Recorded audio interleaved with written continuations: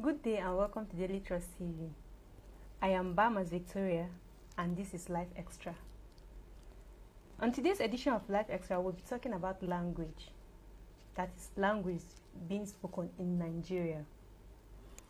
Recently in this WhatsApp group I belong to, we're discussing of if the world should have one language or if we prefer the multi-language people. So there were, of course, in every debate, there were people who were like for one language and some people for a multi-language system in the world. And I thought that why not let's do something on Lifextra, streamline it down to Nigeria and language of communication in Nigeria. Currently in Nigeria, the lingua franca, that's language of communication, the official language of communication is English language. So, and which of course is the same language used in teaching, that's the language of education. It's also English language. So I'm like, would you, that's the topic we're discussing now, is would you like a Nigeria whereby this language, this English language, which is our lingua franca, is replaced with an indigenous language, or let me say, what's at the extreme end, we create a new language that is not English, whereby we adopt it. So that's the topic we're discussing today. And with me today in the studio to discuss this language is Esiohe Ebota Akuma. Good evening and welcome to Lifextra. Okay. And the good thing is that Esiohe is actually will I say is an expert in this field because she read linguistics. So I want to believe she'll be giving us some very, very we should be expecting valid points. Okay. Let's hope so. So let's kick start. What do you think? First of all, we need to understand what language is.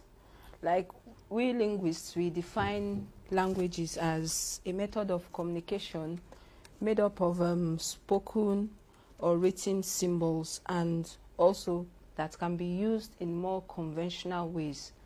Now, English as the language of communication in Nigeria has its own grammar or rules of grammar that governs it. So, talking about using English, if English should be the mode of communication in Nigeria, or whether we should transit to another language, adopting another language. Well, for me, I believe that we should stick to English. Okay. We should stick to English because then adopting of another language should be in the homes. Which brings us to our mother tongue now. Okay. So, and what is mother tongue? People think it is our own mother's language, but it's not. It is the first language we learn. So, where it will be difficult now will be if both parents of a child are from two different languages. Yeah. So, let me just say English is preferable because using another language now, we'll not have to start from the scratch again. This your point is, we actually did start when we adopted English language. The colonial masters, they came and met communities with their individual languages. Of course, Nigeria has a lot of indigenous languages. And we learned this language and it became part of us. Don't you think we can relearn another language? Let me say we adopt one indigenous language and it becomes part of us? What language are we talking about? Remember that Nigeria is a multilingual country. There are some minority languages. And these minority languages now, some of them are facing what we call language death or language extinction. In other words, it's where all the native speakers are gone. And perhaps if you find a native speaker of a language, maybe that's the only person living that speaks that language. And once that person dies, it means the language is gone. Anyway, my follow-up questions. I have a follow-up question here, but let me get some comment from the viewers. If you are just joining us, this is Lifextra, and the topic we're discussing is: would you like a Nigeria where one language is spoken, as in you pick another language in place of English language? That is the language. Not that, of course, I'm not. This does not mean that English. Yeah, this does not mean that you won't speak your personal, your own indigenous language, but it means that this language that we're going to adopt will now be the language of government, because currently the language of government in Nigeria is English. The language of education is English. Yeah. So that's the thing. Will you like a Nigeria whereby another language is chosen in place of English language? If yes, let us know what your thoughts are. And if no, please let us know what your thoughts are. And meanwhile, comments are already coming in, so let's take 1 or 2 comments. You can actually you can actually send your comments on our Instagram page at daily_trust, on our Twitter page at daily_trust, and on our Facebook page, which is of course Daily Trust. So let me be like this. Let's see the comments. Okay. Let me see. I have a comment from Abbas Ajiboye. He said in Nigeria that can't work. That's the process of adopting one language. So it cannot work. Ibrahim Yusuf, he said it can't work because Nigeria has several ethnic groups. So he said that so the major central language is English, and that is the one that everyone has accepted. And so the point is, can't you accept another language? Yes, that's the thing. If you could accept English, which was not ours, can't we accept another language which is ours? Like something unique for Nigeria. Yes. Okay. Yes. Yeah, we have Olashai Theophilus Kenny. He said, I would have loved it, but in a country with multiple languages, others could see it as marginalization. Yeah, that's he's true. like, he feels that Others will feel cheated. yes, they will feel cheated. But now, don't we? But I don't. Are there no other countries whereby they adopted one indigenous language and made it a lingua franca? For me, it's those countries that do that. That's their official language now. That's an indigenous language. Anyway, I actually read somewhere that even like in US that English is not a lingua franca. It's not an official language. As in, there is no it's not backed by the constitution. Anyway, I've read something like that. That unlike Nigeria, I think English is backed by the language of the constitution. Yes, but there I don't know if it is. Even though that's what is universally spoken anyway. So let me continue taking more comments. Okay. He said we were colonized by English-speaking people. We can't change this to indigenous language that we often abandon it for English. This is from Philemon Amos.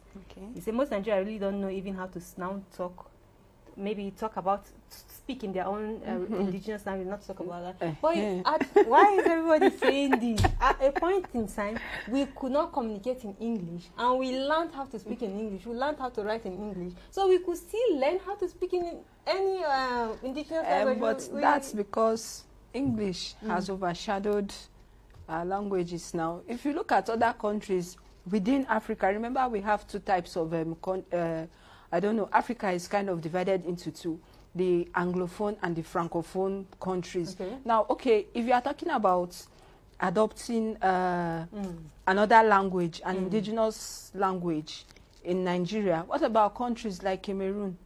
What about countries like... No, but we're talking of Nigeria. Cameroon can choose to do what they want to do. I'm just using those ones as examples whereby they were colonized by other countries.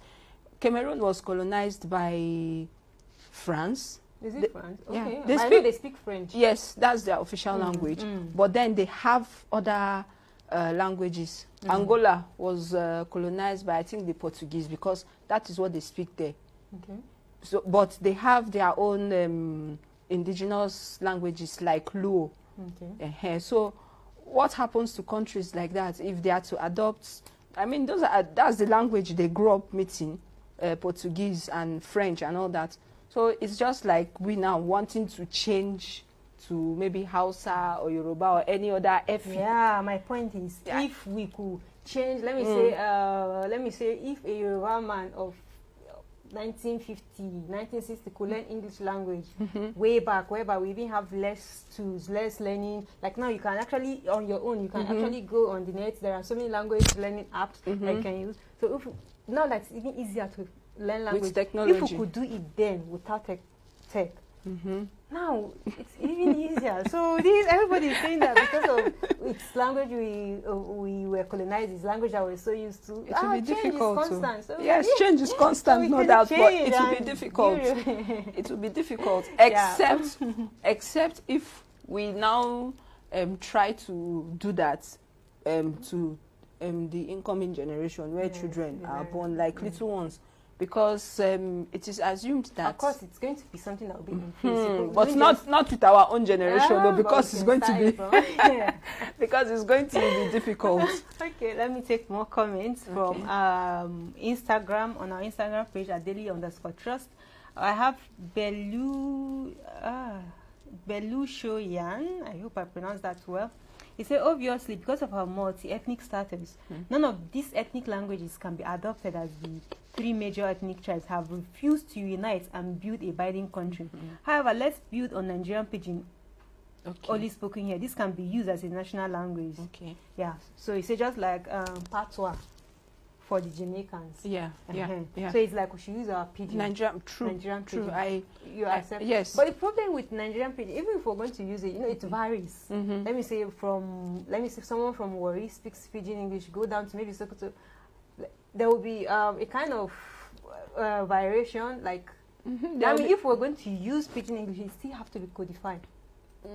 Yes. It still have to be developed, because at this stage, I don't think it's that developed. The rules are not. There are no real hard and fast rules. It's still a developing language. I don't know. It has its own. Pidgin has its own rules. Yes. Okay. And rules that govern its grammar and all that. Just like your language has its own. I know, but I'm talking of the Nigerian Pidgin right now. Because I know that Nigerian Pidgin, the way I understand it, is your indigenous language plays an important role. That's why you hear an Igbo person speaks English. He uses a lot of a lot is the wrong word. He uses words from his own language that he grew up understanding. You hear a Warri person speaking, a Yoruba person speaking, a Hausa person speaking. So, like, let me say, someone who grew up in the north, when he or she speaks English, he adds na or ba. Yes, is my uncle. Yeah. You know, that kind of stuff. You see how the person's personal language comes into indigenous language comes into play. So I think if we're going to use English, if we're going to use Pidgin, we have to now use something that we have to codify it in a way that whenever I hear this here, just like in English language, you know, this is this. Yes. Or that's a I think our own indigenous languages too will also interfere in if we decide to adopt Nigerian Pidgin, because a Yoruba man, if he wants to speak Pidgin, he might say Shebi, Shebi. Then, like you said, a Hausa man will say, this is my own ko. So you see, those things are still interferences in it. So let me go to Twitter and get some comments. Okay, I have one here from Uzochukwu Christian. He said, well, Nigeria is a multilingual nation, and as such, having one language will further divide the country. This is because you can't choose Igbo language as against Hausa, neither will you choose Yoruba as against Hausa or any other languages. So he's like saying the same thing that a lot of persons have been reiterating, that choosing one language will make other people feel cheated and what have you. So, but don't you think with enough orientation, with enough sensitization and awareness, before this goes, you don't think it's something that will be feasible? It will take time, because of course the textbooks used in schools, they will not have to. Those people writing the textbooks now will not have to go back and write them again. So it takes a lot of work. I think there's an African country where they use Swahili to speak. Let me. I don't know. Don't they use it as language to teach? You think it's English? I've never come across that, except that should be Southern Africa. Okay, and even in Ethiopia, but Ethiopia was not colonized, because I know they use their indigenous. Yeah, but they are not colonized. Yeah, that's why. Yes, that's why. Okay. I have. I see more comments. Yes, there are a lot of comments here. Okay. Yeah, we have this one from Uwamadi Steve 1. He said, let's talk about realities. It can't be real. That means we are ready to be born again. So it's like we have to.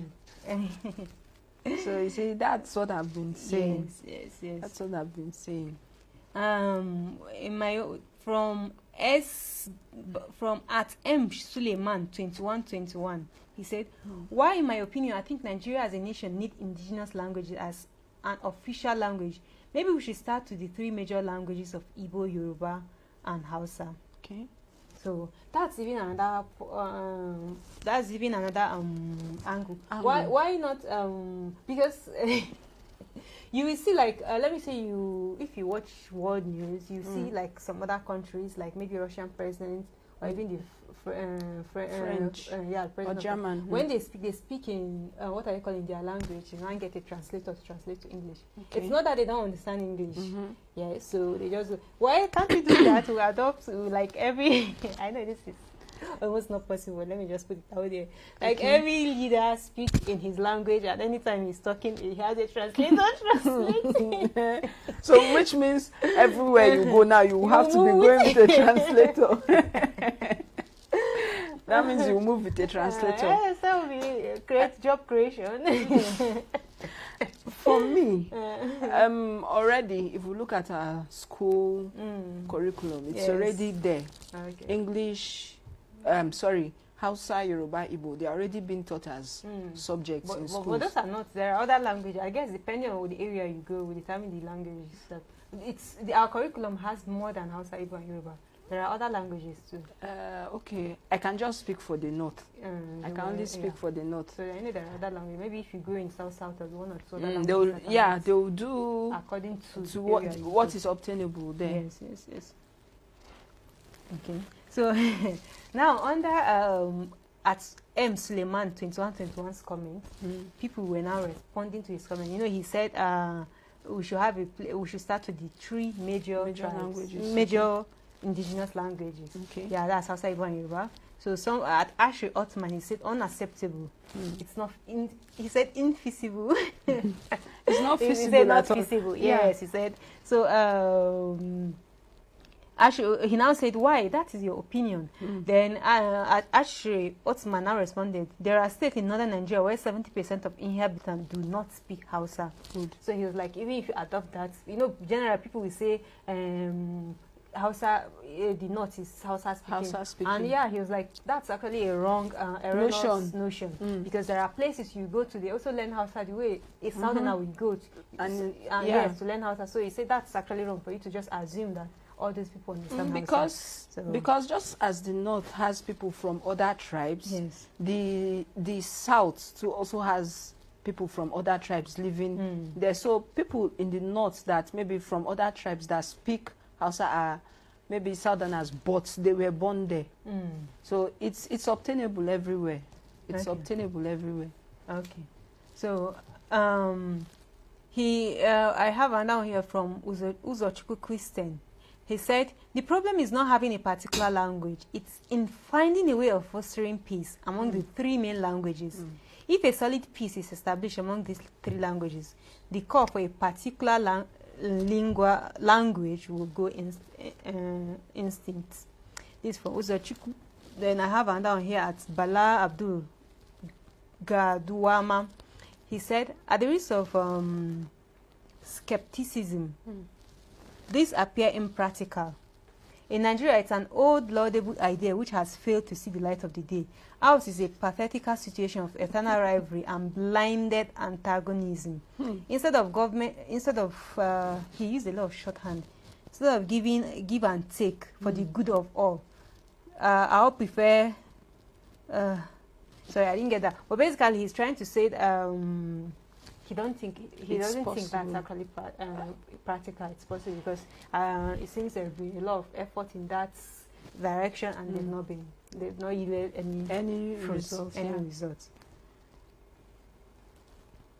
It's really going to be difficult. Okay. So here is from Ilya Ismail. He said, had it been that Nigeria had adopted Hausa in the north, Igbo in the east, and Yoruba in the southwest as academic and official language in their respective region, would have been far by now. So it was like if we had done the regional thing, picked a regional language, like, you know, it would have been easier by now instead of us. Okay. So Yeah, so look at another point. I was going to ask you this question, but someone has already made a point. The point. Yeah, he said, as adopting one language will not change anything. All that we need is something that will foster peace and unity. So that's another point I want to say. The thing with language, that's sometimes, do you think that adopting an indigenous language will have any advantages?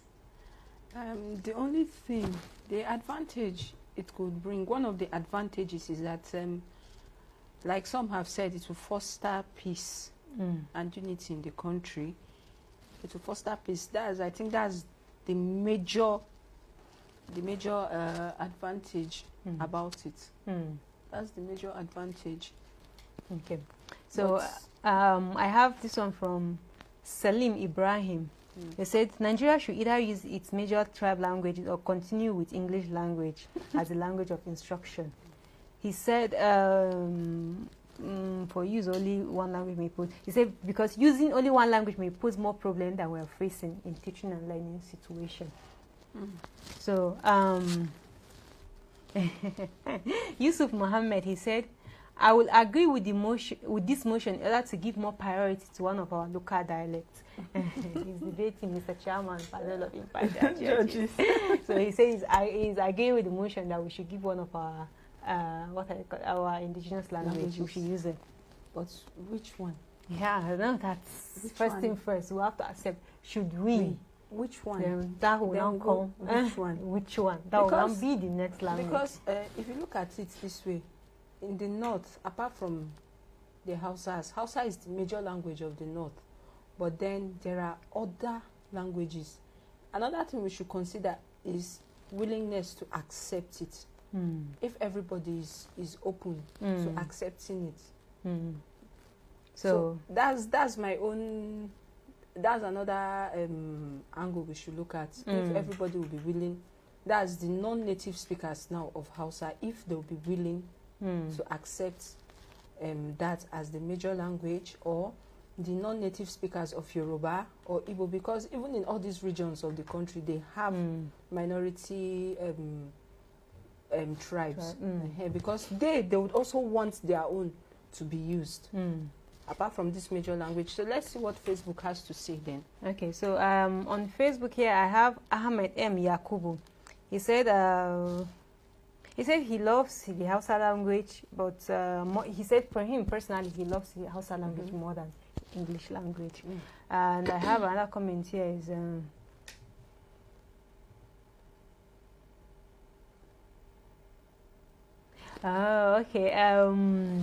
Abdul Wahab Suleiman, he was talking about today he watched it on one of his friends' status about status that's most likely WhatsApp or Facebook status. He didn't identify which of the status.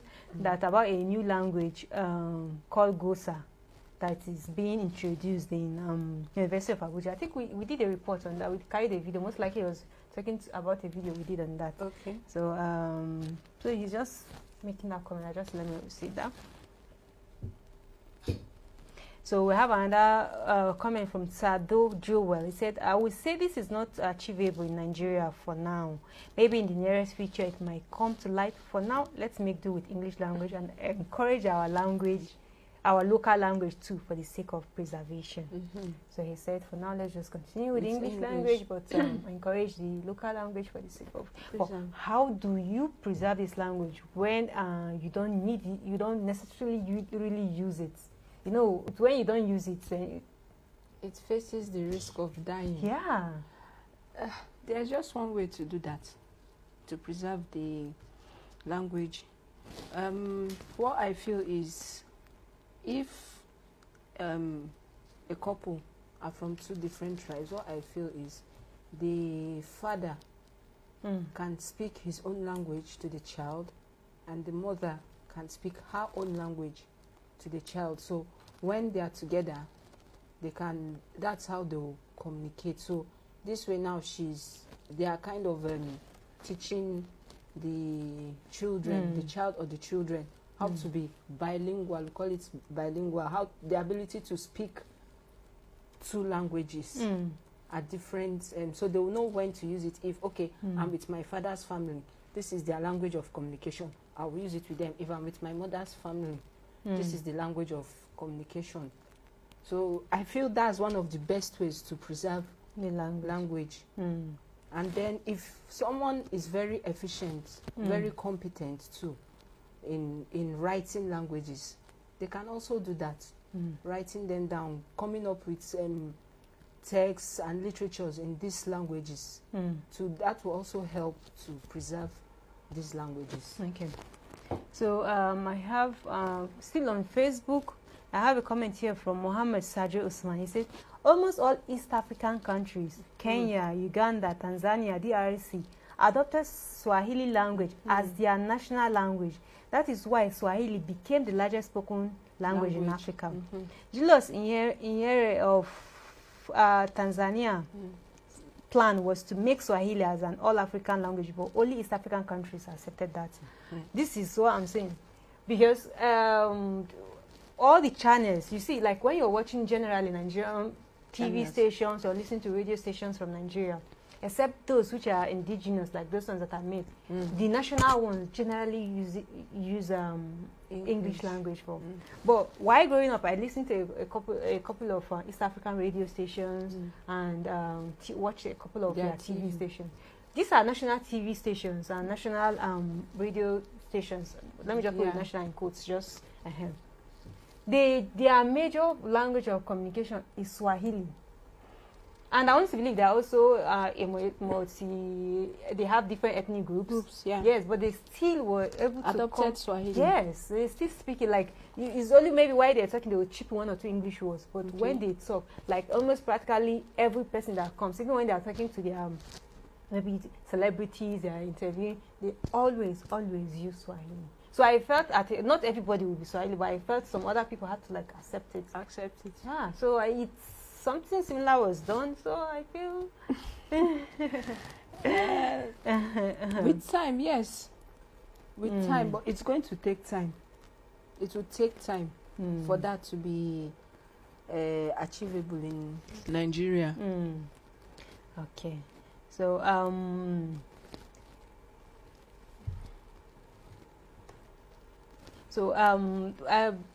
let me use this as in the time is no longer our friend. We're actually getting to the end of today's program. Okay. Let me read something from an excerpt from the work of thiong'o.